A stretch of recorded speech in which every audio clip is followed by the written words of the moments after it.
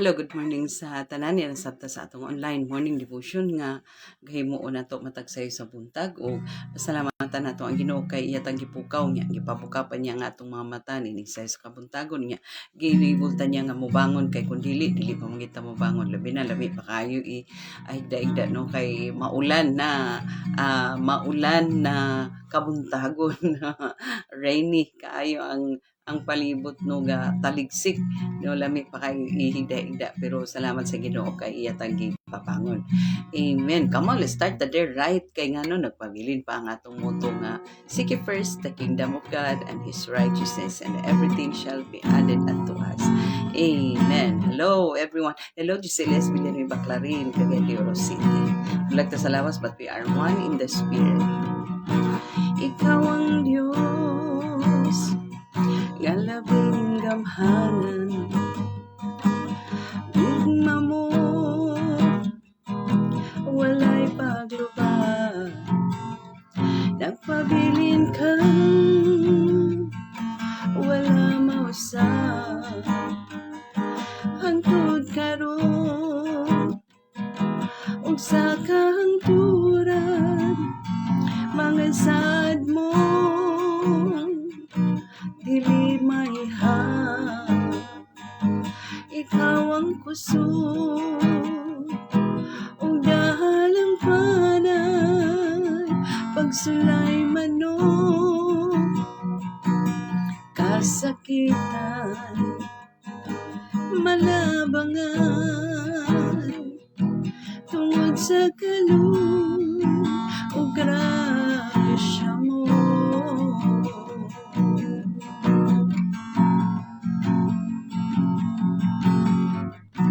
Ikaw ang Diyos nga labing gamhanan, gugma mo walay paglubag, nagpabilin ka wala mausap, hangtod karon ug sa kahangturan mga saad mo dili maihap, ikaw ang kusog ug dahalang panay pagsulay manok kasakitan malabangan tungod sa kalung ug grasya mo. Presensya mo nagauban sa kanuyan, matag adlaw ang kaloy mo gipabati mo sa kanunay, matag adlaw ning kinabuhi ko.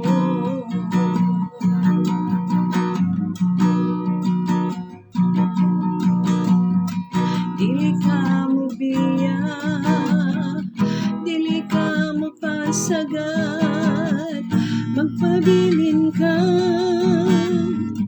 hangtod sa kahangturan.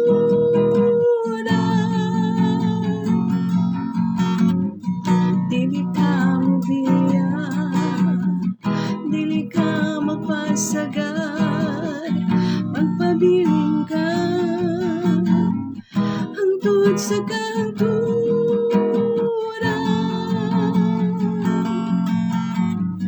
Dili ka mo biya, dili ka mapasagad, magpabilin ka hangtod sa kahangturan.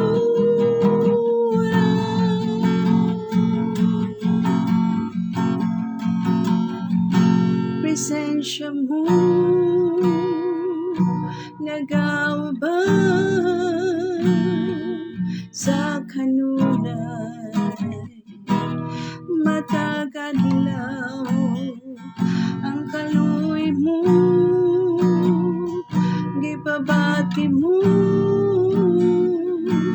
sa kanunay matagad lang ning kinabuhi ko.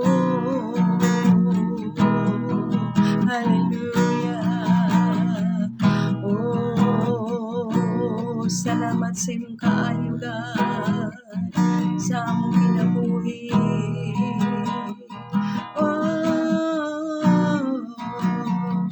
Lord, thank you kayo, God, sa imong pagtukaw ka na mo, Amahan, o pag-enable ka na mo, amupangon kami. Salamat kaayo, Lord, nga sa matag sayo sa bundag, Lord, kay kasi natin mo ang imong kaluoy, ang imong gugma, ang imong grasya, madagayawan, imong gaipalihok sa among kinabuhi, aron na ang mga dili kaya, makaya na namo, Lord, tungod sa madagayawan nga grasya nimo, Lord. Salamat kaayo, Lord, nga padayon ka, Ginoo, nga faithful kanamo, Amahan, bisan daghan mig mga kapakyasan, daghan mi, Ginoo, og mga dagkulang diya kanimo, Amahan, na panikaw lagi dagkulang, lagi dagpakyas kanamo, Lord. Salamat kaayo, Ginoo, Lord, ikaw mag-bless kanamong tanan, Ginoo, nining adlaw, Ginoo, nga Thursday, oh God, samtang kami padayon magkinabuhing Kristohanon. Walay gud kagid, Lord, sa walay katapusan, dawata ang among mga pagpasalamat, O Lord, dawata ang among mga pagdaig, mga paghimayan, pinaagi lamang sa gamahanan ng ngalan Ginoong Kristo nga among Ginoo manluluwas. Amen. Praise the Lord. So, nanasabta sa excited kay kuno sa Book of Haggai kay napaspasan nato ang mga book, ang mga prophetic books gikan sa Nahum, sa Micah, sa Nahum, sa Bakok, sa Sefania, no, o ang last nato nga nahisgutan kagapon, si Pania, no, nga karon na anata sa Hageo, no, tungod kay mga mugbo ra ang mga chapters, even gani, in fact ganing Hageo has only 2 chapters, no, duha lang ka chapter nini mo na nga matagbok sa kaning prophetic book nga mga mugbo ra kaayo og chapters, ato na lang gilaras ni one time ra nato, pero nagkuha ta og mga highlights nga mga importante kaayo diha sa kada book nga atong kakahisgutan. So karon na ata sa Hageo. Hageo has only 2 chapters ug naatay nangakutlo diri nga highlights aning Book of Haggai. No, Hageo sa Bisaya pa. Haggai. No, ang upat ka highlights nga nakita nato dinhi, upat or lima.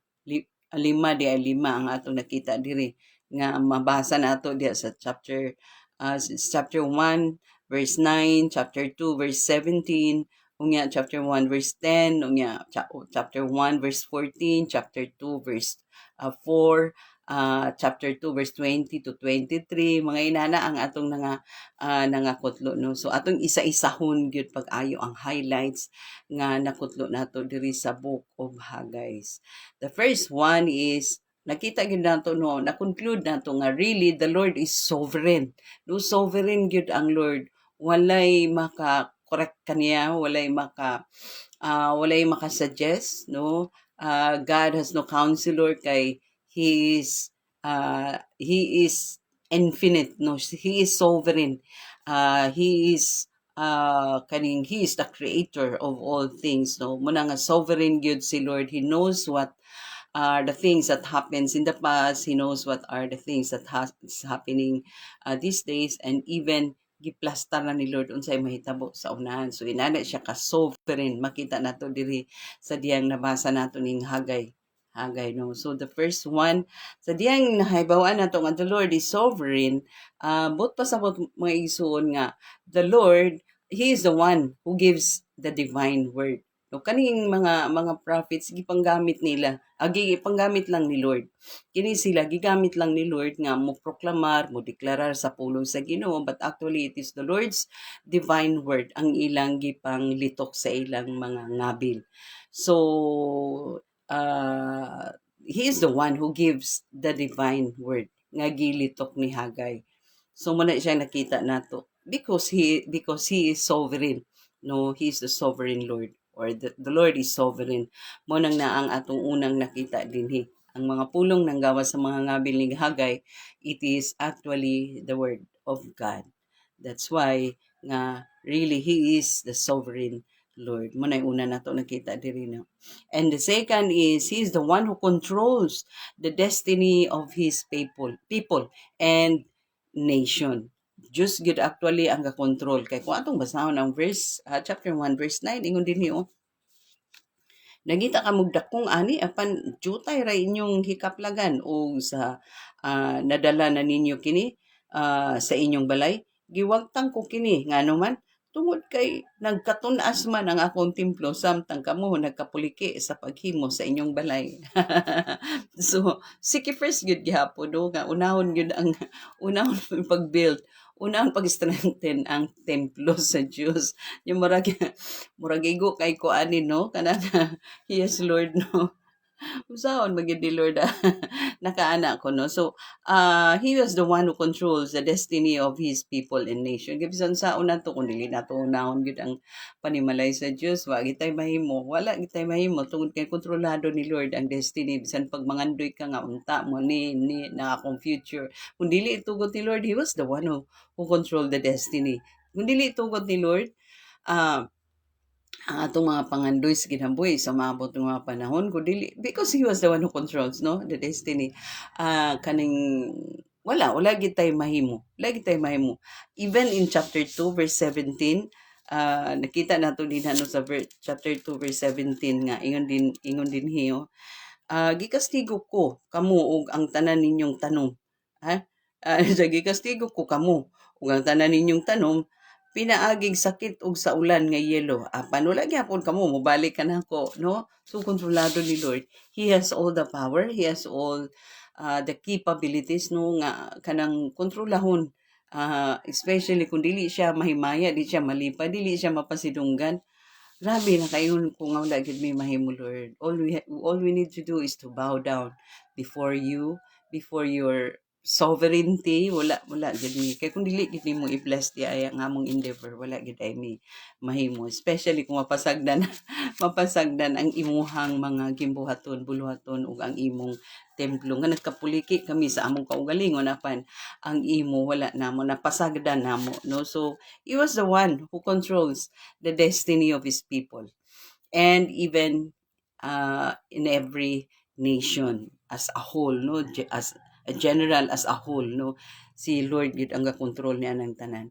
Then second nga nakita nato in verse 1 to chapter 1 verse 10 basahon nato ang chapter 1 verse 10 tungod niini ang langit wala na matag kaninyong ulan ni ang yuta sa iyang abot ana si Hagay no tungod ni anang tanan na mas giuna pa nato pagpabukad ang atong kaugalingon no wala na noon wala na noon maghatag og ulan ug ang yuta wala na naghatag og abot no ambot pasabot ani mga igsoon nga God is the one who directs nature no he was the one wala gitay mahimo kay kung manduan ni Lord ang nature because he has that power he created all those things he has the power kung pag manduan ni Lord nga walay ulan walay kuan ang mga tanom in town maglisod og pagkaon ang mga tao dili manubo walay abot walay anihon no nya kinahanglan nga naagi mag-ani sa mga tanom no sa agriculture no nga kanang katong naay mga katong capable muhimo og mga inaana nga mga buluhaton mag-ugmad sa yuta no kung si Lord kontrolado gid ni Lord he was the one who directs nature so walay mahimo gid ang tao makita nato nga God is really sovereign no kay bisan unsaon pagpaningkamot sa tao bisan sa pagpaningkamot wala gid gihapon kung dili buligan man sakto nga term kung si Lord dili magbulig wala gid gihapon okay you have all the capabilities you have all the talents you have all the kuan kaning say tawag ani naa na sa na imong connection no unsa may imong influence na natanan pero kung dili magbulig si Lord wala gihapon igsuon so manang atong nakita diha ikatulo ikaupat nakita pod nato basahon nato ang chapter 1 verse 14 kung unsa ingon diha sa verse 14 ingon sa verse 14 gidasig sa Ginoo si Zorobabel gobernador sa Juda ingon man si Josue ug ang tanang nahiuli gikan sa pagkabihag ug mihugop sila sa pagtrabaho sa templo sa Ginoo nga labing gamhanan. This time God wanted to build again the temple nga that was broken during the time of punishment, during the time of judgment, nagunob ang templo. Ya kani nga panahon na karon, gusto ni Lord nga i-restore, i-build up balik ang templo. And so makita nato dinhi nga sa chapter 1 verse 14 nga nabasa nato, even chapter 2 verse 4 ingon din na ang chapter 2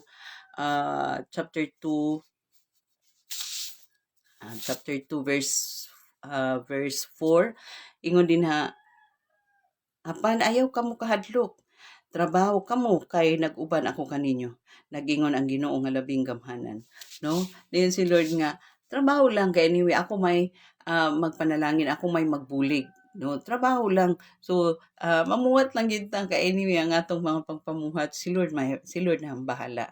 Maka-achieve ta unsay mga achievement nato, unsay resulta, si Lord ang bahala ana. Basta trabaho lang ubat sa kalipay kasing-kasing. So makita nato motong gibasa nato no, o gidasig sa chapter 1 verse 14, o gidasig sa Ginoo ang gobernador nga si Zorobabel, gidasig ang gobernador sa Juda.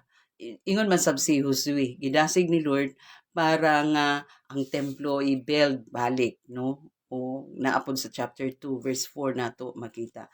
So makita nato ang ikaupat. The Lord is actually He was the one who motivates people, no, to act, to make an action, no. He was the one who motivates people to make an action.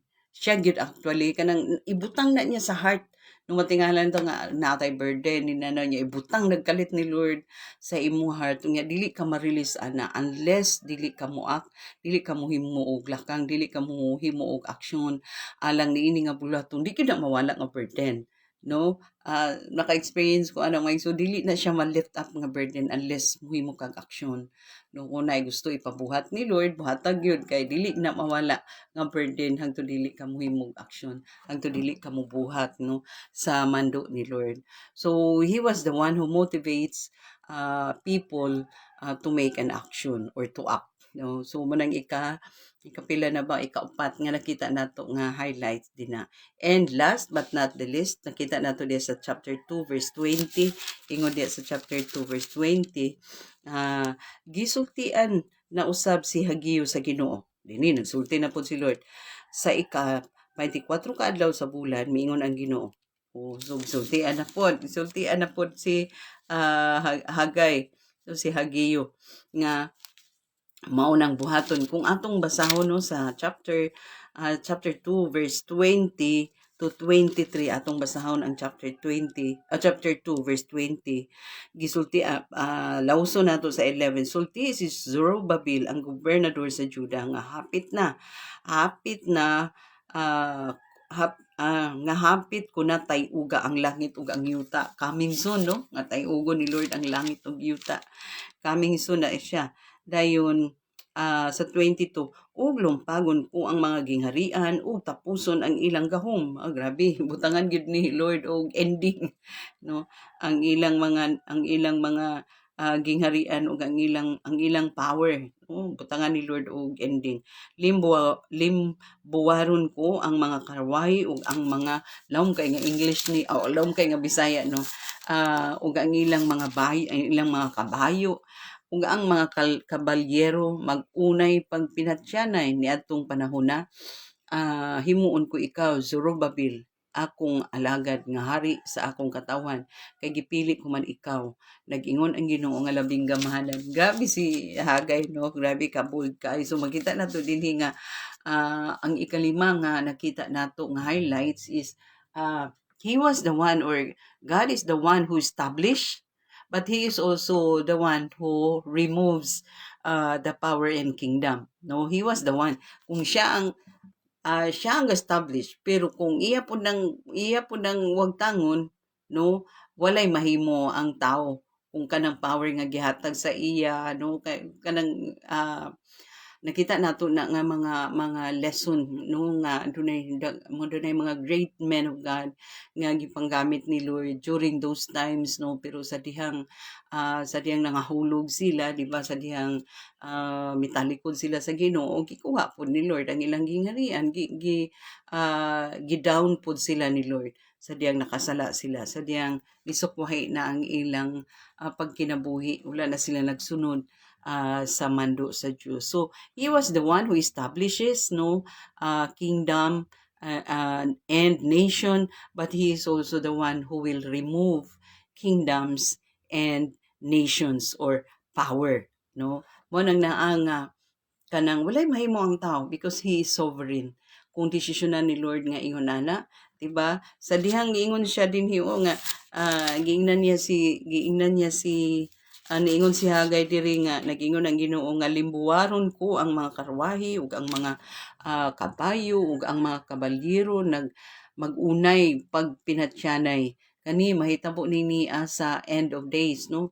Ah, di atong panahon na himuon ko ikaw, Zorobabel, akong alagad nga hari sa akong katawhan kay gipili ko man ikaw, nag-ingon ang Ginoo nga labing gamahanan. Siya'y nakahibalo kung siya'y pilion nga murul, no, siya'y nakahibalo kung kinsa iyang iplastar nga leader sa ato nga panahon karon. Si Lord gid ang nakahibalo, si Lord gid ang nakahibalo.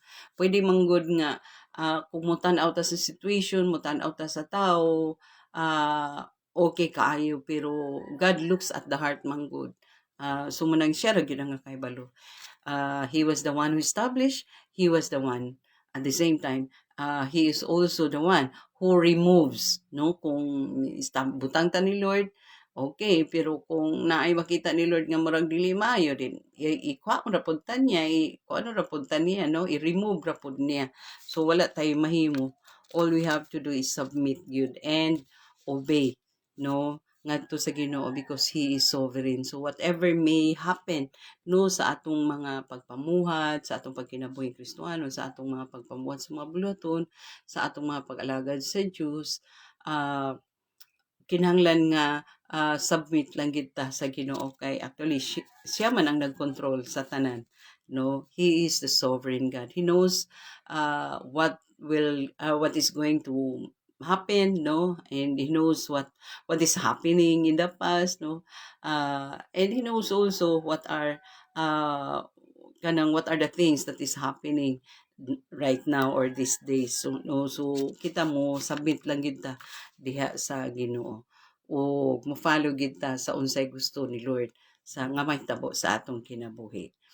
O dapat gid tay nakita dinhi, no, ang word nga Lord of Hosts, no, from chapter 1 sa tibok chapter, no, sa tibok chapter nga kaning the two chapter has 38 verses. The total of 38 verses. Unya kini kong word nga Lord of Hosts nga gibalik-balik gyud dinhi, Lord of Hosts, no, Lord of Hosts. Bisaya man ang atong gibasa, pero sa gibasa na ko ang English, no, nga Bible, naay word nga or naay phrase nga gibalik-balik Lord of Hosts nga 14 times gibalik-balik ang Lord of Hosts in 38 out of 38 verses gibalik-balik ang Lord of Hosts nga ika-14 gibalik-balik 14 times gibalik-balik ang Lord of Hosts. O makita nato dinhi nga nagpasabot lang nga really God is sovereign, no, ibalik-balik gid nato na God is sovereign. God is sovereign. Kay kang word nga Lord of Hosts gibalik-balik gyud. So ibalik-balik pud nato ang point nga God is sovereign. He knows everything. No, he knows everything from top to bottom, no, heaven and earth, everything that happens, he knows. Kabalo pud siya kung unsay angayan nga himuon, ug kahibalo siya kung unsay angayan nga himuon ug unsay mahitabo, ug karon pa lang daan preparahon gyud niya ang iyang mga katawhan because he is sovereign. So mo cooperate lang kita sa moving ni Lord, no, kung unsay gusto ni Lord Lord, kung unsa lay allow nimo nga mahitabo sa akong ginabuhi, diha ra gyud ko Lord, dili pug ko pasabta lang ko Lord. Unsay yalaw nimong mahitabo diha pasabtan lang ko aron nga sa diha mo sabtan nako maka-follow gyud ko clearly no maka-follow gyud ko strongly sa imong moving pasabta gyud ko Lord. Amen. Naot nga na tayo nakutlok karon no kay kundi gud ta kasabot manggod lisod kayo ang pag-follow. So mas mayon hang na ang masabtan nato para maka-follow gyud ta into two no. So hinana ang atong Christian nga kinabuhi kay wala ba ang atong pagkatawhanon usahay no. So munang naa nga we need to always talk to the Lord, consult the Lord nga unsa naman ning nangahitabo karon Lord. Di ako kasabot, pasabta ko Lord kay aron nga di ko masayop sa pagsunod no. Dili gyud ko makahimo og mga desisyon nga sukwahi unya sa imong desisyon kay suko ka unya nako Lord.